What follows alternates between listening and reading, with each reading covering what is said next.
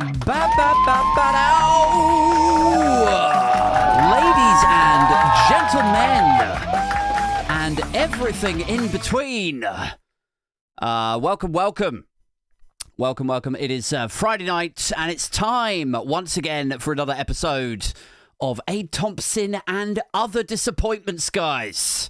Episode 362 now. People, what's going on? What are people doing in the live chat? Who's with us tonight? Hazel Hun, Alex French, Richard Grumpy Git, Alan Watkin, Billy Kershaw, Steve Martin, Mojo Sabian, the whole gang.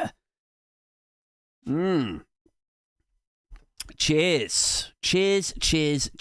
How are people doing? Hopefully we've all had a pretty good week. Welcome. Let me just get the, shall I try and get the live chat up? Where is the live chat? Here we go. Oh gosh, that doesn't work, does it? Let's try that. Hey, there you go. There you go, buddy. Sorry, for the benefit of those listening on, catch up or whatever, I had a bit of problem with my camera there. But I think we're good now. I think we're okay. Starting strong tonight, aren't we? Starting strong. But yes, hello to everybody in the live chat, to Peter Del Monte, to Diz. LU2D Games is back after a bit of a hiatus, I think, for the last few weeks. Hazel Hun is just saying, Booge. What's up, Hazel? How you doing? And special hello to those of you listening on Spotify and Apple Podcasts after the live show. If you haven't caught a live show yet, you need to get involved, man. Friday nights, 7:30, kick off your weekend the right way by trying to make sense of the senseless and indeed light of the darkness here every week. And indeed, if it's your first time jumping on the live chat, on the live stream tonight, I do these twice a week. So I do. I do one on a Tuesday, which is usually pre-recorded. And then on a Friday night, 7:30, we have a little bit of news, don't we? Have a little bit of fun. Then usually I stay on for a little bit longer afterwards. So like the podcast proper is like, 7:30 to 8:30. And then afterwards we do a little, a lock-in, don't we? Do a little bit of a Q&A. And occasionally, guys, not sure what's happening yet this evening, occasionally a little mini-me, my little boy, my son, makes an appearance in those, doesn't he?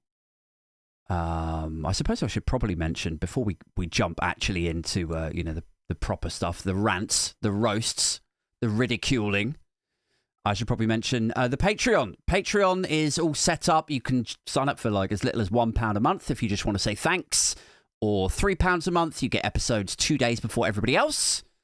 £5 a month, you get credited. And this is the same on YouTube. If you would rather sign up with YouTube, they have their own like channel membership thing now. And it's the same sort of tiers.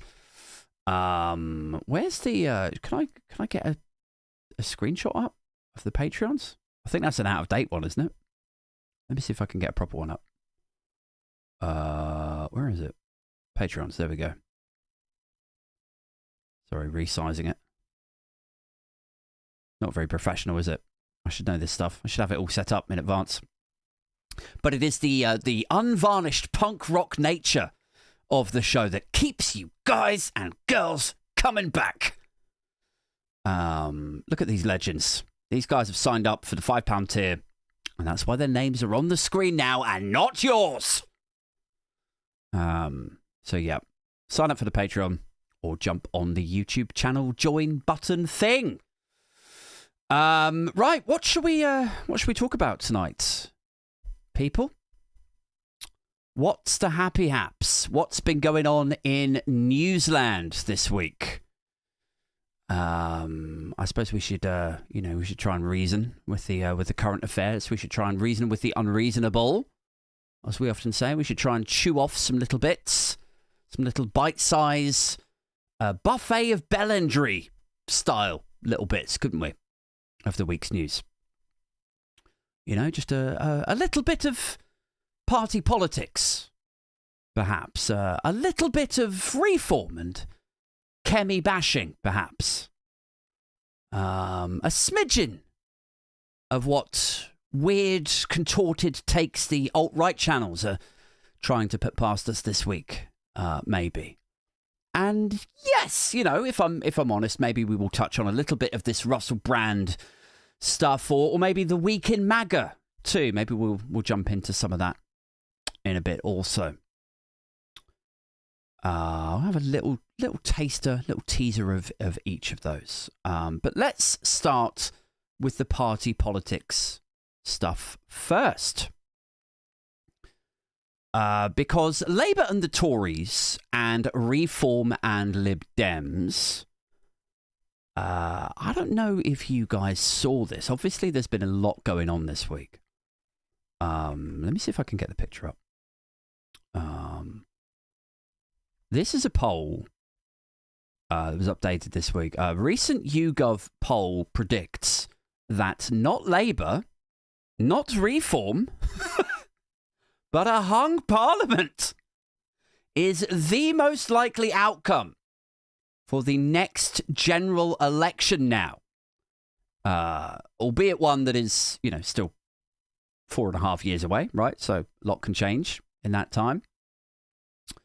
And also it's, the prediction on YouGov has a very modest lean towards conservative leadership of whatever coalition would then come after the hung parliament, which is, I looked at this poll. I don't want to sound like I'm patting myself on the back here. But in terms of timelines, in terms of how quickly they went from being a popular party to being an unpopular party, which is frankly usually a transition only achieved by you putting out an invite to my Uncle Paul to your social event. But I don't want to sound like I'm patting myself on the back here too much, but in terms of Labour's loss of popularity, it is almost exactly what I said would happen.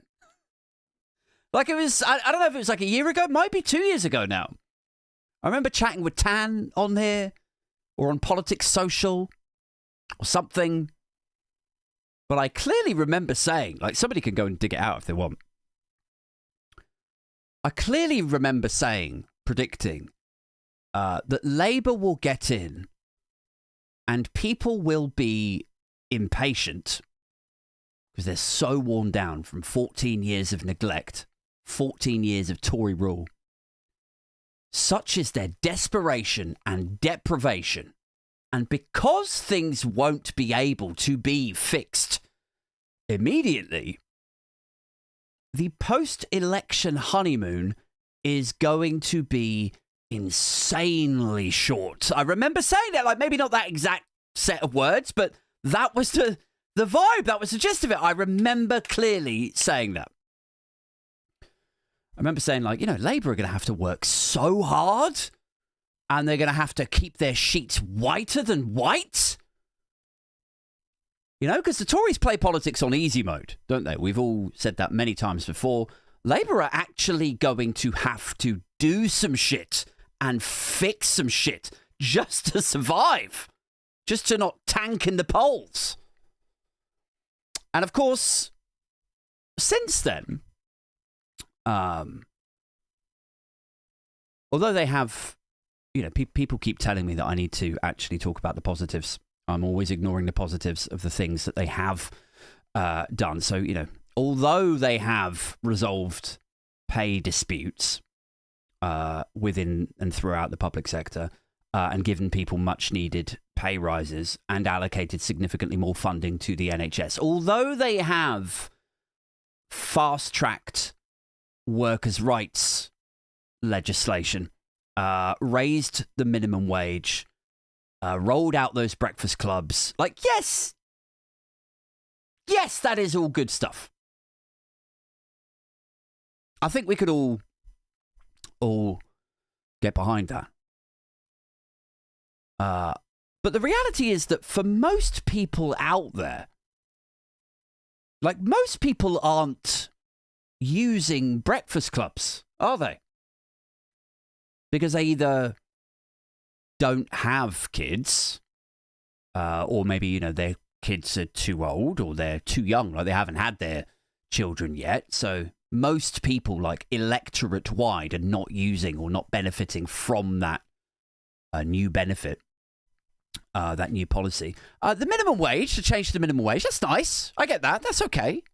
That's nice. That's a positive. It's a good thing. I'd rather that it was there, that it had been rolled out, than not.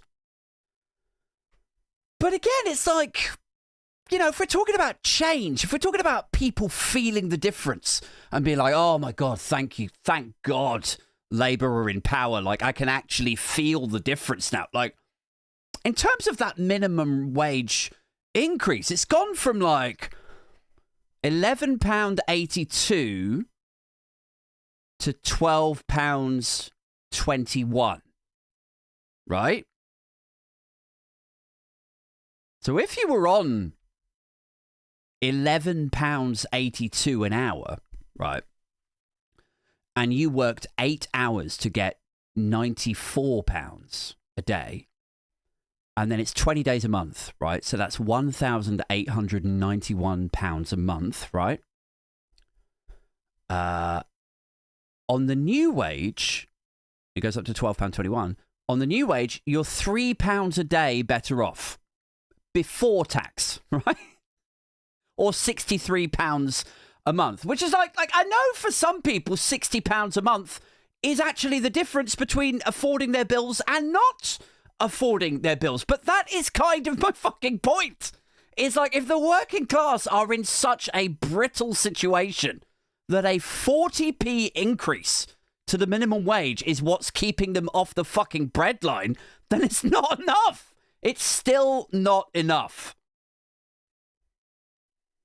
Like, where are the bills? Where's the bills in the House of Commons? Where are the bills that demand that Tesco pay a fine, £100 million fine, if more than 2% of their staff are forced to claim universal credit despite them being in full-time work? Where's that bill?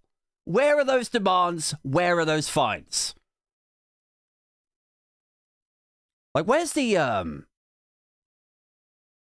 name and shame tax rate that they get saddled with for offloading those extra top-up wages onto the state via universal credit? Where's their punishing tax rate that they should be put on if they do have more than 2% of their staff claiming benefits? Where's that policy? So what am I saying here? What am I babbling on about? I'm saying that the YouGov poll isn't, you know, entirely surprising to me. You know, it's like you won the election, right? You want to changey stuff, little podium. Change begins now.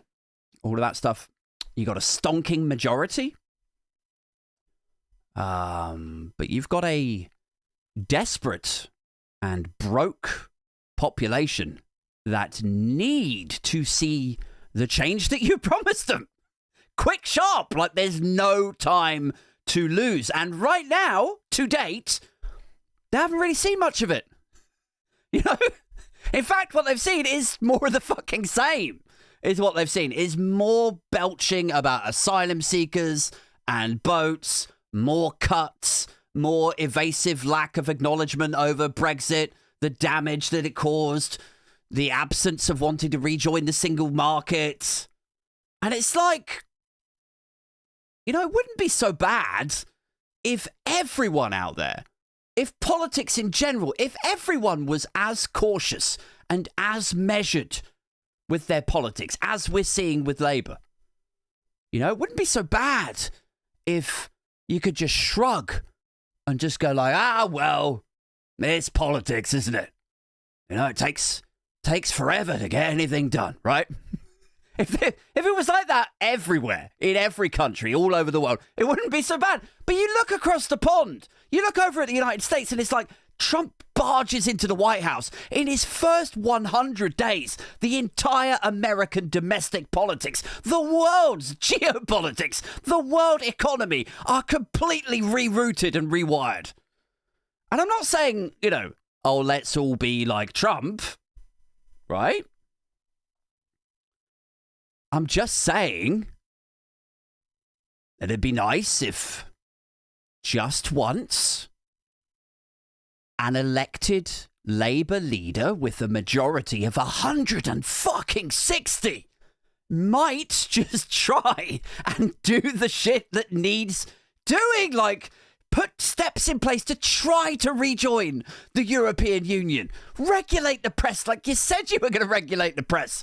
Put in proportional representation like Labour voted to put in proportional representation.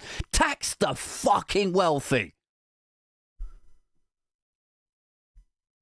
Or the alternative is that you just, you keep on going how you're going and watch people's ballooning desperation manifest as tacit support for the far right. Because that is where this is heading, really, isn't it? That is where we are on course to. Like, all it would take is Farage or Tommy or some other fucking grifty chancer to be like, oh, they don't care about you. I care about you. But it's all brown people's fault. Yeah, get rid of all of the brown people. Vote for me. I'll fix everything. That's all it would take. And people's desperation to be like, he says he's going to fix everything. That's exactly what's happening in the United States.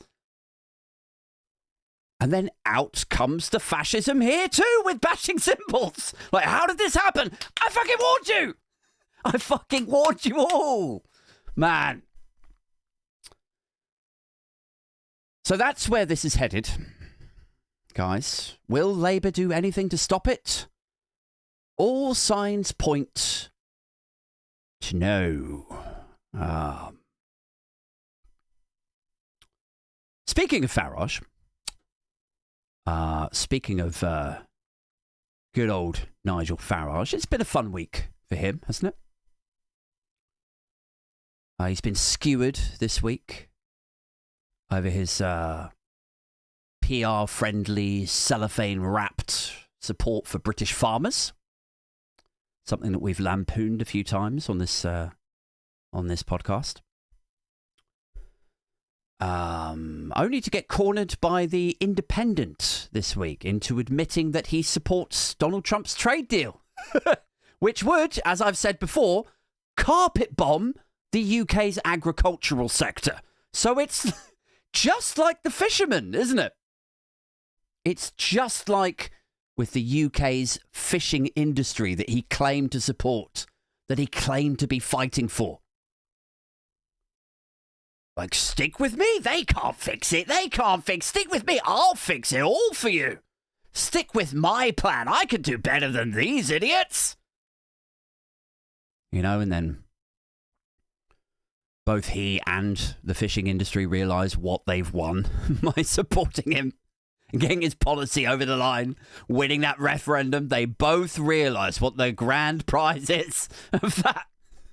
And then he's like, who's heard of debanking, guys? How about that for a new campaign? Come on this way if you hate debanking. Runs off to Coots. Throws a can of gas and a box of matches in there. Burns that to the ground. Fishing industry's just sat there with rotting cod and nobody to sell it to. Start chasing after him in their fishing ships. Chasing after Nige. He turns around with a fucking harpoon gun. The Farage issue small boat and harpoon gun combo. Fires it through 3 of the fishermen. Straight across the starboard bow. People are like, did you just fucking kill those fishermen? He's like, no, they were asylum seekers. They were, I think they were asylum seekers, yeah. And so, just so we don't, miss the actual substance of this. Have I got the thingy up? I think I do, actually. Hold on.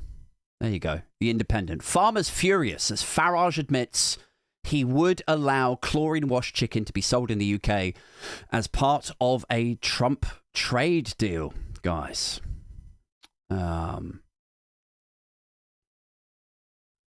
yeah, look, the substance of this, if you actually are interested in, listening to substance rather than symbolism, the substance is that American farmers are not held to the same agricultural standards as the United Kingdom or Europe, for that matter. So because their livestock is significantly less hygienic and they're not held to those same sort of regulations, what they do is they wash their filthy fucking animals in chlorine to make up for it. Oh, it's all clean again. It's magic.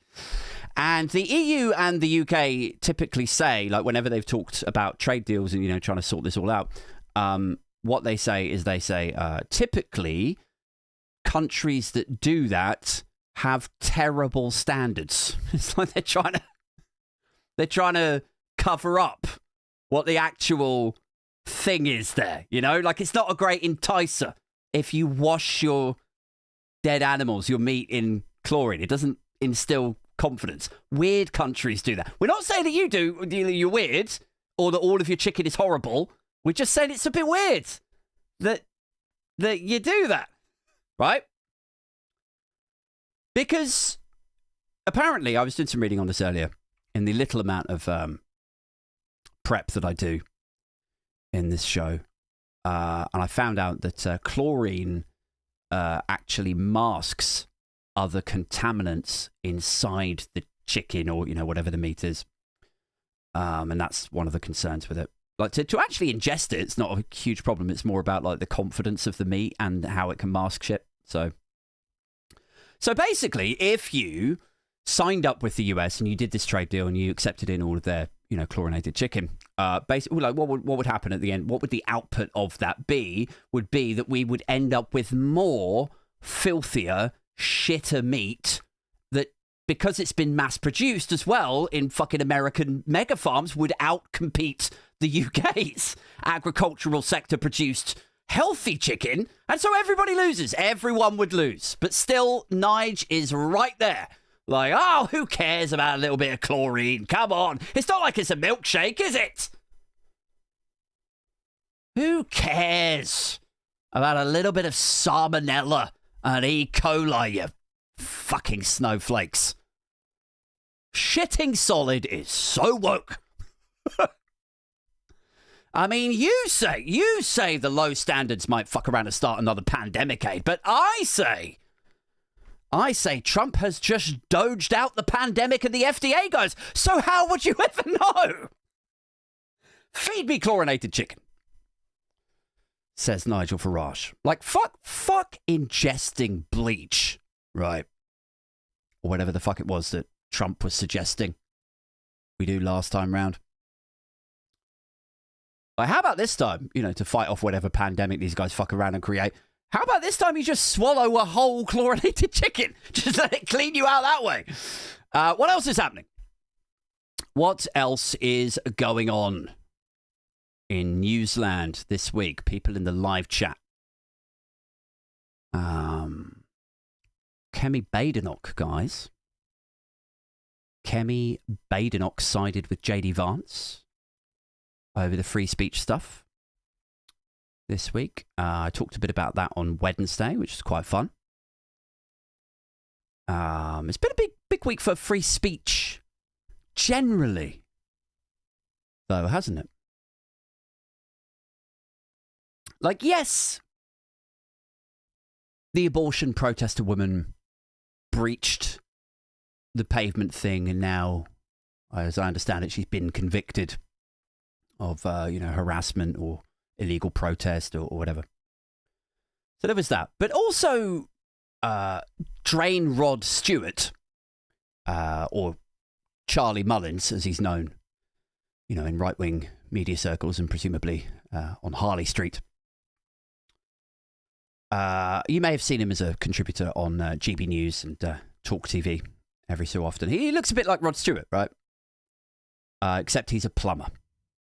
He ran Pimlico Plumbers until he sold it for an absolute fucking wedge back in the day.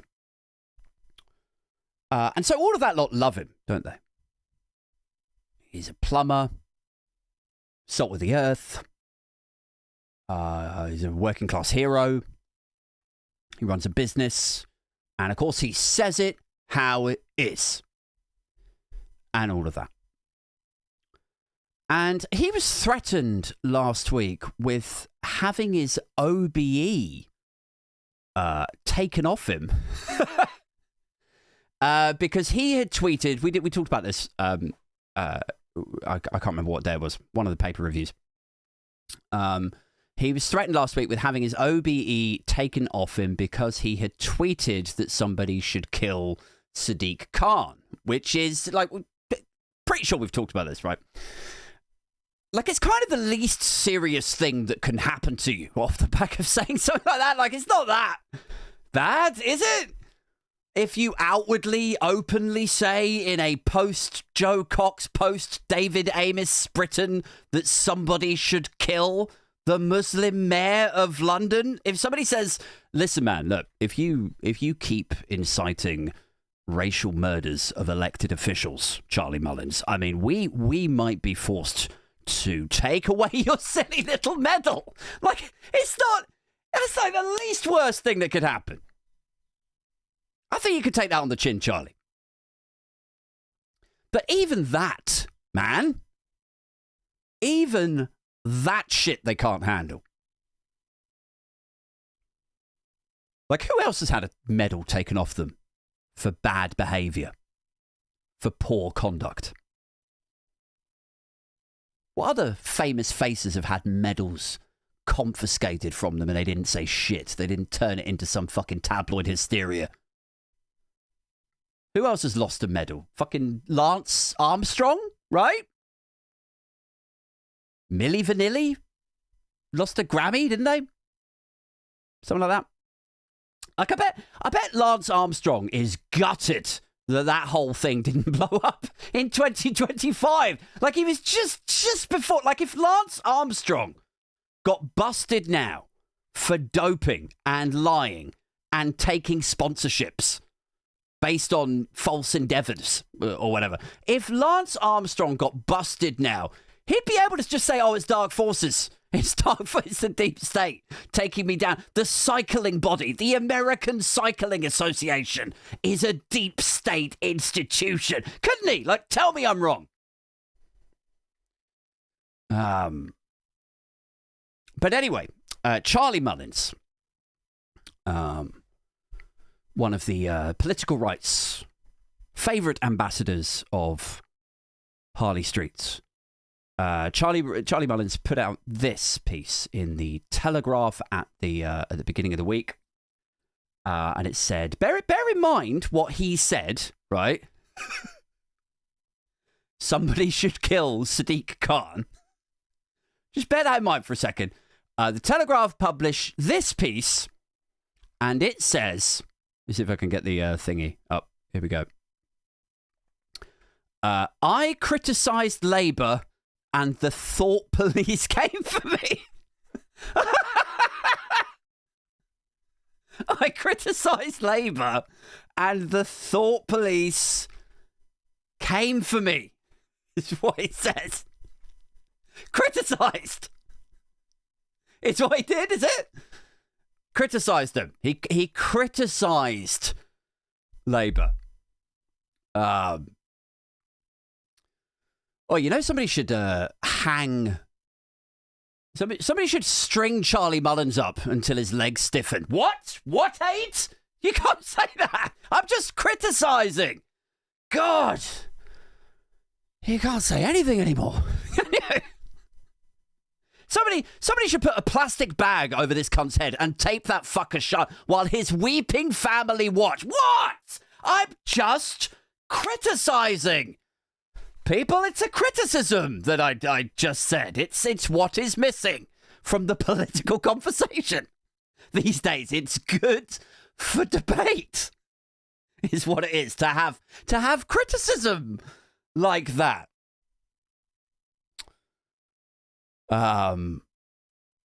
It says, the attempt to remove my OBE was politically driven and mean-spirited, he says.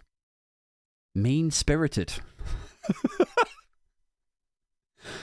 The threat to have a medal taken off him was mean-spirited. Not the urge for somebody to murder the mayor of London. That was just bants, mate. That was just jokes. That wasn't mean-spirited. You remember jokes, don't you? God, nobody can take a joke anymore, can they? It's like the time Jeremy Clarkson said he viscerally hates Meghan Markle and he wanted to see her dragged naked through the streets of London while people throw shit at her. He said that. That was just jokes. All of it was funny and bants. It was funny or criticism. But I'll tell you what. You threatened to take away my OBE, and that is a step too far, son. That is just beyond decency. That is mean-spirited is what that is, guys. Should we take a quick look? Have a little read. He says, on Monday, I joined Lord Young's Free Speech Union. Lord Young is Toby Young, by the way, just in case you didn't know. Drainrod says, seemed like the right thing to do in the current political climate where you are expected to toe the line, he says. And you're not expected to do that, Drainrod. You just expected as the baseline entry level requirement to the political discourse is you're not expected to urge people to murder other people. Is just anyway. You'll get it. You'll understand in time. It'll sink in. It's fine. You're expected to toe the line, or else pay the price of being attacked and cancelled by the self-appointed guardians of truth. And again, not self-appointed. Just police normally when you, you say something like that. Just regular old police, not self-appointed. I have to go through a whole hiring process, which has its faults, but it is there. It's something, not self-appointed. Can't stress that enough. Just police doing their very best to stop weird flag emoji Twitter from reading your criticism and Molotoving Mayor Khan to a fiery death. He continues. They wanted to punish me for things I've said about the Labour Party and their fellow travellers that they do not like. They wanted to punish me. Right. I have said they are completely inept and unqualified to run a corner shop, let alone a £1 trillion economy. I mean, it's not problematic, is it? It's, you're talking about Sadiq Khan, and he's like unqualified to run a corner shop. Like there's that sort of racial undertone there. I'm sure he didn't mean it. I'm sure that when he said it, you could have told from just the look on his face that he didn't mean it. Well, maybe you couldn't. It depends how much Botox he had that day. But you get my point. I'm sure there was no intent there to make it racial. Sure, it's I'm being oversensitive and snowflakey.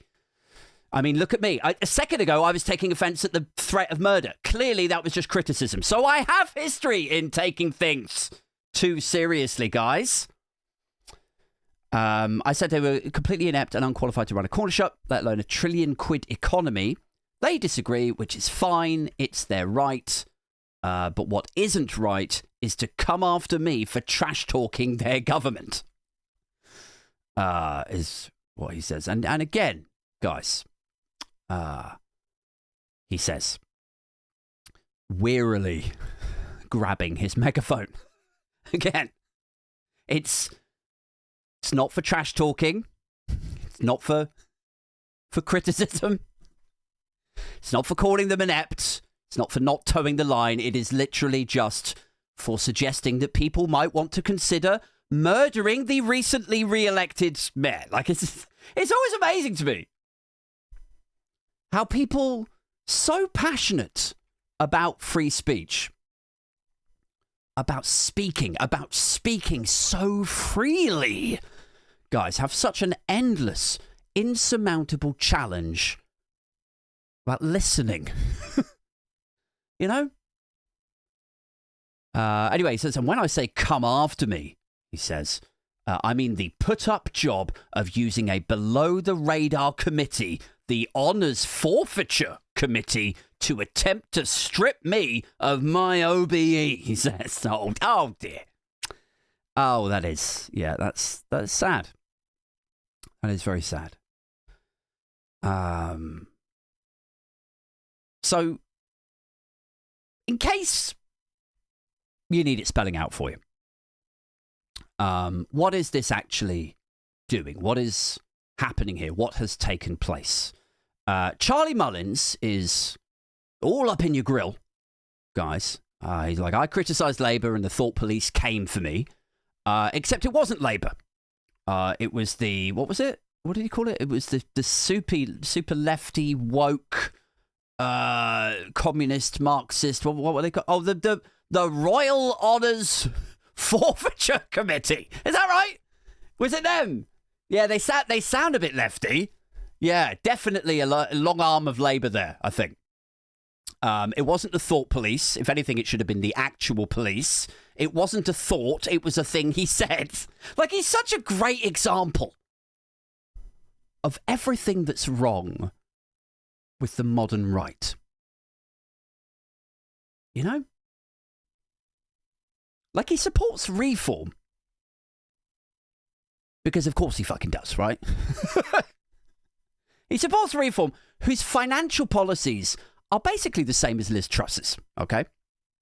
They want to radically cut taxes. Liz Truss radically cutted taxes. And both of them in a way that is uncosted, that wouldn't pass the smell test at the Bank of England. It would cause untold mayhem, chaos. We're seeing that over there with Trump right now, right? So he has no idea what he's egging on fiscally, economically, by backing Nigel Farage and Richard Tice. He is hopelessly intellectually outgunned in these sorts of conversations. And so then he resorts to talking shit about people, which I'm not going to criticize him for doing that. I mean, that's basically my modus operandi these days, doing these Friday night shows. But instead, you know, if we're talking criticism, if we are permitting criticism for but a moment, yeah, I think somebody should push him off the edge of an oil rig. That's my criticism. So fiscally, he's a moron. Socially, he comes off as a bit of a bellend. But on the rare occasion that people like this are taken to task, they are held to account. They do face repercussions. Then they cry the fucking thought police, don't they?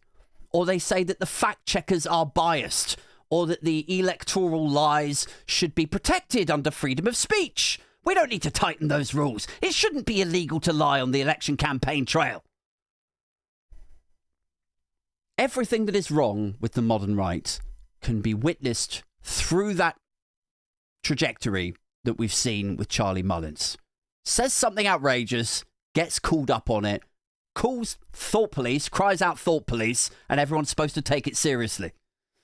Right. Maybe we try and finish up on something a little bit more positive. Shall we, guys?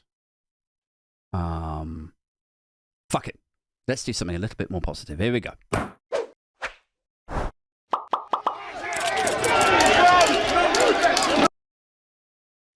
So, you know, we want to escape Charlie Mullins, right? We don't want to spend the whole night ranting about the right, the weaknesses of the right, the shortcomings of right-wingers. You know, if you spend too much time ranting about those particular people, party politics or whatever, it starts to leave a, you know, a nasty taste in my mouth. So maybe I should just wash it away with the chlorine. Hey, we got a joke in there somewhere, right?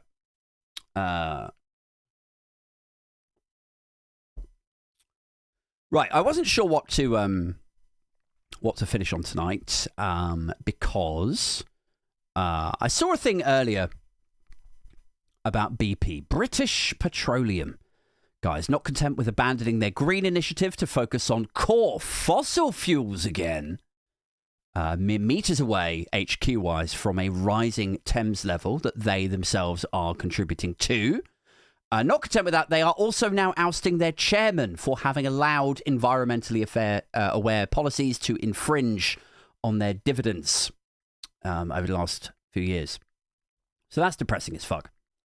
Get rid of all the greenies. Straight back to oil and gas. Where's my dividend?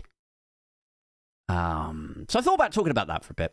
But I also saw Russell Brand got charged, right? Wondered if maybe we should rip into him for a little bit. Don't know if you saw that. He's been charged with rape, sexual assault, indecent assault, 2 further counts of sexual assault. I was like, fucking hell, Christ. You know, I tell you what, like, if Russell Brand isn't careful, he's going to fuck around and get himself invited to a White House dinner. He really is. Any minute now. So I thought about maybe talking about Russell Brand for a bit. But then I saw another story. People. Let me see if I can get the screenshot up for you. Here we go. You ready? Sorry, bear with me. Oh, God.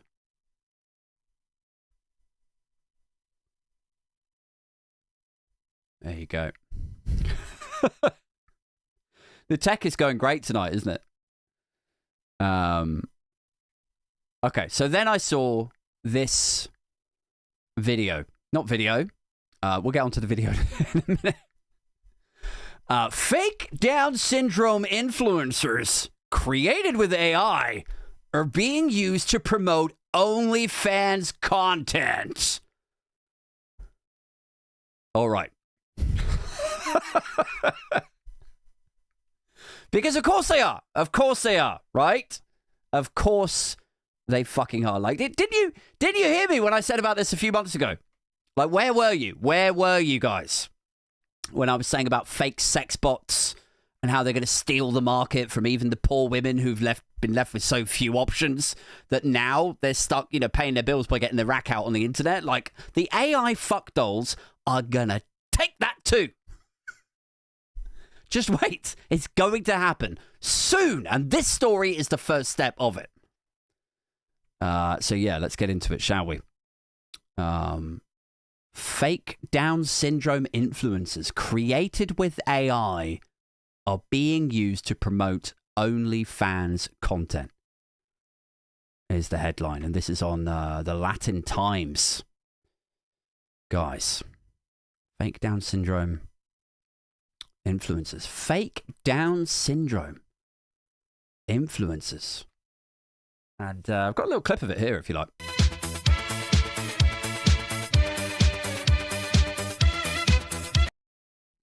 Like, it's, you know, do you like the music? Pretty good, isn't it? Gets in the mood. Bit disco-y, bit dancey. Fake Down syndrome influencers created with AI being used to promote OnlyFans. I'm not really sure what the relationship, like, is it all fake on OnlyFans as well? Or is it just like the advert to sort of get your attention or something? It says, a disturbing trend has emerged where AI is being used to create Instagram influencers, which we already kind of knew, right? Do you remember the Nonspot episode? Who remembers the Nonspot episode in the chat? That was a fun one. With the weird, like, you know, they look like 14 or something with like dyed pink hair, like little tween, and like they pop up on the feed. There's no limits. We can do whatever you like. Like, it's so fucking creepy and weird. That was about 3 or 4 months ago now, wasn't it? The non-spot stuff. Anyway, sorry, I'm going way off tangent every 2 seconds here. A disturbing trend has emerged where AI is being used to create Instagram influencers with Down syndrome to promote adult content on platforms like OnlyFans. Oh, and FanView as well. It says, this practice, which involves stealing content from real creators, right, with AI-generated ones, has grown into a concerning industry.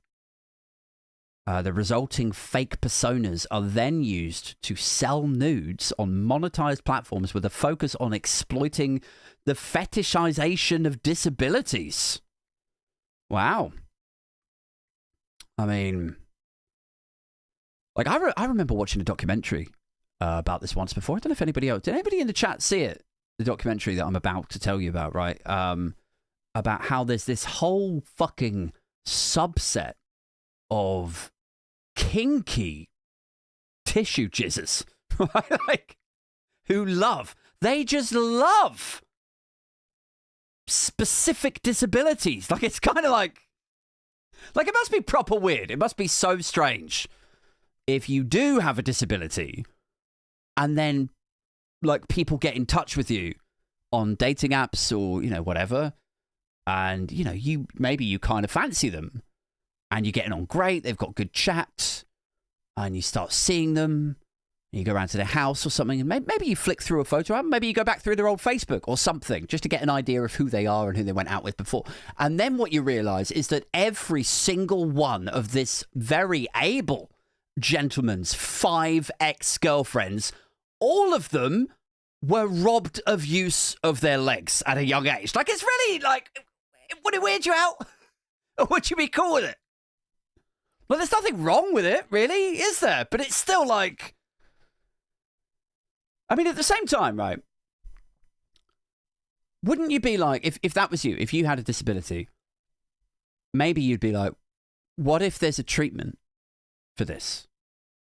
You know, if there's a surgery that I could get, or a stem cell injection or something, you know, maybe it's not available now, but maybe like one day, I'd like to think that maybe one day I could get a treatment that might actually get me use of my legs back, or my spine, or, you know, whatever the disability is.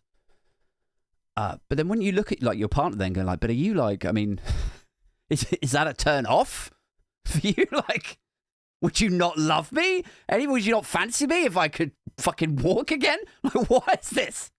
Is this about control? Is this about dependency? Like, what are you? Or do you just physically like the way that they are? Like, what is it? What is it and what is not it? Sort of thing, right? Or equally, it could be the other way around, you know? Like, what if it was a guy and the woman had the fetish for the guy? You know? What if the woman was really hot, but she had a fetish for your disability? You know, and you found out that every single one of her ex-boyfriends all had shattered spines? You know, would you... Maybe like you're fully able... Would you fake a disability? I mean, let's get really into the moral quandary here. Would you fake a disability to fuck a supermodel who had a fetish for men with disabilities? Would you? Because you rarely get a shot like that. Would it be worth faking it? Who's the bad guy there? Honestly, I don't know. Like, I'd throw myself in front of a bus for a shot. No, that's too far, right? That's too far. That's disrespectful. It says, let's continue, shall we? It says, where's the news thing? Here we go. Where did I get to? Oh, I see, right. One of the most notable AI-generated influencers is Maria de Pare, who has over 148,000 Instagram followers. Fucking hell. 148K. I mean, that's pretty good. That is pretty impressive, isn't it? I mean, this is where I get reflective, guys, you know? Because I've been doing this for what, like, 4 years now. You know, with a TikTok is where it started, and then I started doing the, just audio podcast just on Spotify and Apple. And then a bit later, I moved over to YouTube, right? And it's taken me 2 years to get to 9K on this thing that we're on right now. And then I look over here, at this fake Down syndrome lady, who I'm sure is bloody fantastic. I'm sure the content is unmatched. Guys, I mean, look at it.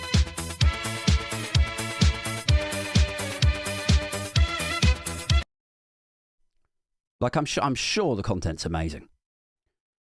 But even in the niche world of fetishized disabilities and ableist exploitation, she's been able to amass almost 150,000 followers in probably a quarter of the time that I have. I've struggled to get to 9K. I mean, it's not making me reconsider my life choices, is it? Oh, Christ, man. What a bummer. I mean, here's a question for you guys, right? Like, would you, if you're not on the Patreon or the YouTube channel, right, would you join the Patreon or the YouTube channel more? Would you be more likely to sign up for it if I put out a deep faked video of myself dancing? Just dancing about for a bit with some terrible music. Would you do it? Because I'll fucking do it. Fucking dare me. You think I won't do it? Mate, the economy is going to implode. The tariffs are exploding. We are £2.8 trillion in a hole. That's £100 billion debt interest that we have to find every year. I told Starmer to sell the Falklands, but like everything else, he just won't listen. I told him to sell the Serco app to Elon because he likes to pay over the odds for terrible apps that nobody's using. But everybody's whining about free speech and trans people and this, that, and the other and culture. Nobody's fucking listening. So I've got to protect myself. I've got to financially protect my family, guys. So fuck a Farage milkshake. I'm going to whip mine out. I'm going to bring the boys to the yard. Right here, tonight, guys. Join the Patreon. Join the YouTube channel. And you could be the satisfied beneficiary of content like this.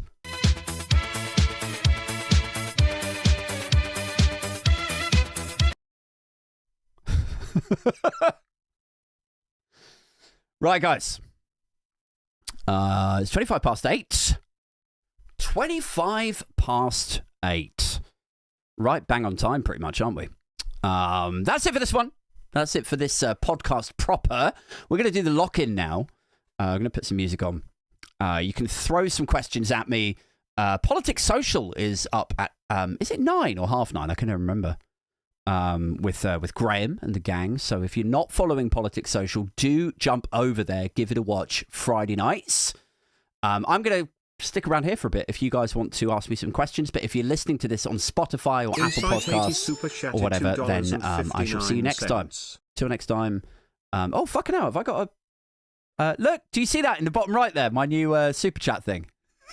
If you super chat now, like I've got a little thing that pops up. I was so excited to see it.